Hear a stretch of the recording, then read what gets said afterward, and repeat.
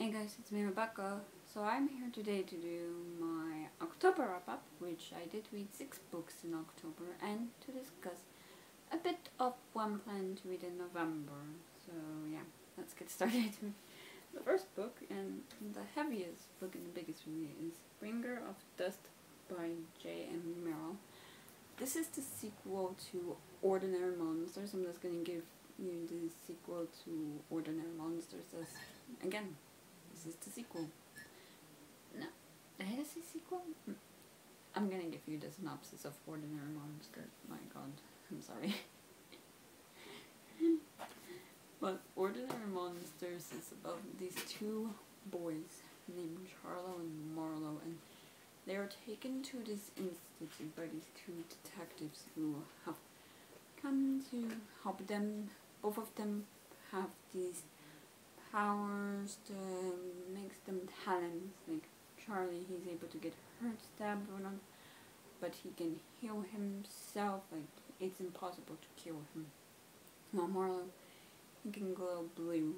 And when they're at this institute, they meet this scientist named Dr. Burgasser, really the head, who has plans for Marlo, as to say. And we follow a few other talents and this villain named Jacob, who he's trying to get to this other world, and yeah. And Bringer of Dust follows the events of the first novel, and in this one, the characters are trying to save someone who ended up in this other world, like they're trapped there, and as well deal with getting Jacob's dust to safety, because there are people who want it for their own usage, for their own intentions, and yeah. And with this one, I did enjoy it. I would say I enjoyed the first one a bit more because I did feel Ordinary Monsters was more atmospheric than this one. This one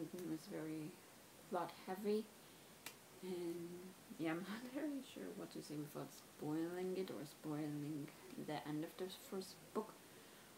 But for the first half of this novel, I felt like we were just really focused on following this one character, and then the second half we followed those of the characters when I wished I was more distributed. And yeah, overall I did enjoy this, and I gave it a 4 stars. The book I finished in October was House of Hunger by Alexis Henderson. This follows this girl named Marlene. She is from the slums in the poor area of town. She's from the southern part of this country, and she sees this ad in the paper one day offering to be a blood maid for a person in the north, or a person of nobility in the north. And with blood maids, there is someone who they give blood to noble people or people who are able to afford it, and the blood's used for consumption. People believe there's healing properties in it and whatnot.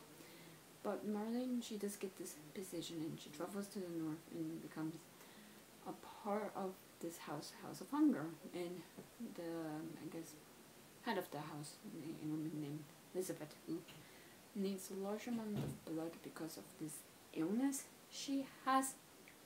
And while there, Marlene, she falls for Elizabeth into strike relationship, and Marlene sees there's darker bits to that house, to Elizabeth herself, and yeah. Overall, I enjoyed the plot of this novel. I just thought it was very atmospheric. I was very curious of what was happening, because a few times with the blood maids, like the previous blood maids, they would leave, and when Marlene takes the bedroom of the previous blood maid, she sees the word wretched carved into like the leg of the bed for some weird reason, and a lot of weird stuff happens. And overall, plot wise, I did like this. My thing, however, is I did not feel I didn't really feel connected to Marlene or her relationship with Elizabeth. Like, initially, I saw it as Marlene sees Elizabeth as everything she desires to be, or wants. Marlene, she wants a place where she feels secure, a place where she can call her own. she doesn't have to worry about the dangers of the slums, and she's secure, she has money, a roof over her head, warmth, like Marlene sees Elizabeth as everything she wants. And I thought, oh, that's initially why like Marlene is drawn to Elizabeth, romantic with it. Not Elizabeth, sorry. Marlene falls for Elizabeth quite quickly, and I was like, I just didn't get it, like why that relationship was how it was. So yeah, because of that, I did end up giving this one a 3 star. And the next book I finished in October was another sequel, and it was Sunbringer by Hannah Kenner. And this is the sequel to Godkiller, and I'm only gonna give the synopsis to Godkiller as this is the sequel. Godkiller follows this Godkiller, essentially a woman who kills gods, named Kirsten, and she's very good at her job. She lives in a land where you're not allowed to worship gods. There was a war a few years prior where the gods tried to revolt, and the king of this country was able to take them down. And Kirsten, she's very good at her job. She's able to kill any god she comes across, until one day she comes across a god she cannot kill, and it's because this god, a god of little white lies essentially, is attached to this girl. And if she kills the god, she kills the girl. And Kirsten, alongside this girl and the god, travel to this land to figure out how to sever this connection. And along the way, they come across this former knight turned baker named Elo, who was very close friends with the king and who's on his own journey. And with the first book, I felt fine about it.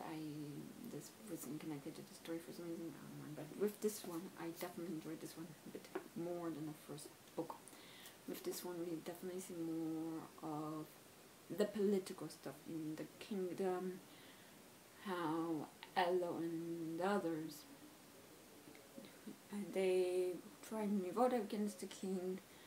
They go against him because we learn something about the king at the end of the first book that turns Elo against him. I mean, the king did try to have Elo killed essentially, and that's where we see how the king, he's on his journey to kill all gods and essentially be one big god, from what I've gathered. And we see what I also like the most is kind of this conversation, I guess, over violence, over teaching, because Elo, he wants to resort to violence because he thinks violence is the only way to solve things, but he meets this scholar who's like, is it? Like, if we teach others, like, there won't be any violence. So that conversation I did like a lot. So yeah, overall I enjoyed this one a lot, and I gave it a 4 star. And the next book I finished in October was Bewitched by Lucy Jane Reed. In this one we follow Bao, who is a witch. She's the manager of this bookstore. She has to deal with this toxic boss who he essentially inherited the bookstore from his mother after his mother offered to sell the bookstore to Bao, and Bao turned that down. And this new boss, he wants the bookstore to be less of this like cozy bookstore vibe and more of like your corporate bookstore chain, like in the US like Barnes Noble, and then or in the UK Waterstones, I guess. And he undoes everything Bao does. She used to have this like coffee cart and things, and he took that down. He wants it more a corporate thing, like sell books about like CEO stuff and whatnot. And that one, her 30th birthday, is approached by her coven and is told she must pass this trial in order to keep her magic, and if she fails, she'll lose her magic permanently. And when she does try this trial, like the jury is not happy with what they see, let's just say, and she is given a second chance to kind of fulfill these trials or challenges to try and keep her magic, and we just follow her journey. And I did enjoy this. Like, Bao isn't the most confident in herself. She doesn't take risks. She always overthinks. She tries to take the safe way, and I liked it as well as the fact Bao is 30 years old, and she's still unsure of life, and it's like, it's, I don't know, it's interesting, or not interesting, but a new take on this, because usually like people, like when they are trying to figure out life, it's like people in their late teens, early 20s, and I mean, even at 30, most people, like, even if at 30 you're expected to have your shit together, essentially, like, a lot of people don't have their shit together, so, yeah, it's an interesting new take to see, like, this person not have their shit together at all. And I like seeing Bao come into herself, feel more confident in her magic, as well as her abilities to be this bookstore owner. Or not chances, but the chances, like, if she does own the bookstore, that stuff will not go on, like, she'll be able to keep it up and running and running. And we see Bao with her friendship with Arnie, I believe that's how her name is, which is just very nice and very sweet. As well, the start of this relationship she has with this guy named Moon, who initially I like their conversations, I like the banter between the two of them, but there were a few scenes in here that were a bit cheesy and really, and seeing Bao deal with not the conflict, but I guess her worries of her magic being taken away from her, and as well the people who are trying to ruin her chances, trying to figure out who that is within the coven, finding out and the whole thing. But yeah, overall I did enjoy this, and I gave it, I think, a 4-star. And the next book, or novella I should say, I finished in October was Graveyard Shift by Emilio. We follow these 5 individuals who, all in the middle of the night, they meet in this graveyard for a cigarette break, and they all, for one reason or another, are up all night, and it seems like this is a common occurrence until one night you see this random hole in the ground that wasn't there before, and one of them, a girl named Eddie, who is like a journalist in the college paper, is like determined to figure out what's going on, and we really see them figuring out. And yeah, I'm not sure what to say, because this thing is quite short, like 100 pages, so don't want to spoil it, but I was intrigued by the plot, but the characters I just didn't really feel attached to. Like, there's a few things at the ending I'm like, why did that happen this evening and not like another evening or a previous evening? Like, I don't know, but overall I just enjoyed it. Like, it was intriguing, to say the least, and I did give it a 4-star. And the last book I finished in October was Dead Silence by S.A. Barnes. And this is about this woman named Claire who is days away from being unemployed or made obsolete when her beacon repair crew picks up a strange distress signal. With nothing to lose and no desire to return to Earth, Claire and her team decide to investigate. What they find is shocking. The Aurora, a famous luxury space liner that vanished on its maiden tour of the solar system more than 20 years ago. A savage claim like this could set Claire and her crew up for life, but a quick search of the ship reveals something isn't right. Whispers in the dark, flickers of movement, messages caught in blood. Claire must fight to hold on to her sanity and find out what really happened on the war before she and her crew meet the same ghastly fate. And overall, I did pretty much enjoy this. We see how what being on a war brings up memories for Claire. She previously was on this space colony with her mother and a few other people, I'm not sure many were on board, when everyone on board except her died, and she sees similarities between this and what's happening on a war, except it was less violent. And we see Claire how she wonders what's real, what's not. She struggles with hallucinations that have been apparently to the psychologist who took care of her after she was saved from Ferris, which is the colony she was on. They determine she has PTSD and whatnot, and she wonders like what's real, what's not, if she can trust her own mind and memories. Like, for her, space travel, that's like really all she's known, and she doesn't really want to give that up. She doesn't remember Earth, she doesn't have any connections on Earth, she doesn't want to go back to Earth, she wants to stay in space as long as she can. And as well, I did enjoy the kind of like the, I guess corporate on corporate BS, because the crew knows that if they bring forth the claim this to their company, the company is gonna fire them, destroy the evidence, like, they just make them look like they are discredited employers or former employees, really, who cannot be trusted with anything.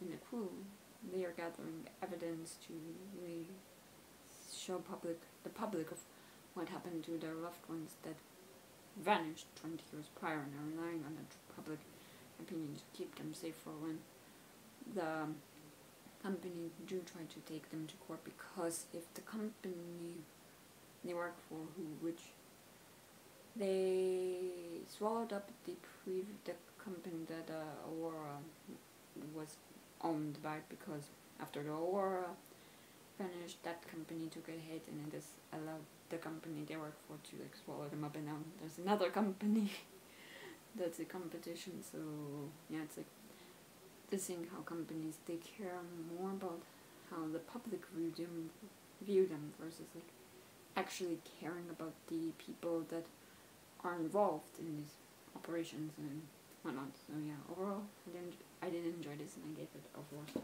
Now, that is everything I read in October, and now I want to go over a bit of what I'm planning to read in November so far. Everything I read in November will be in my November wrap-up.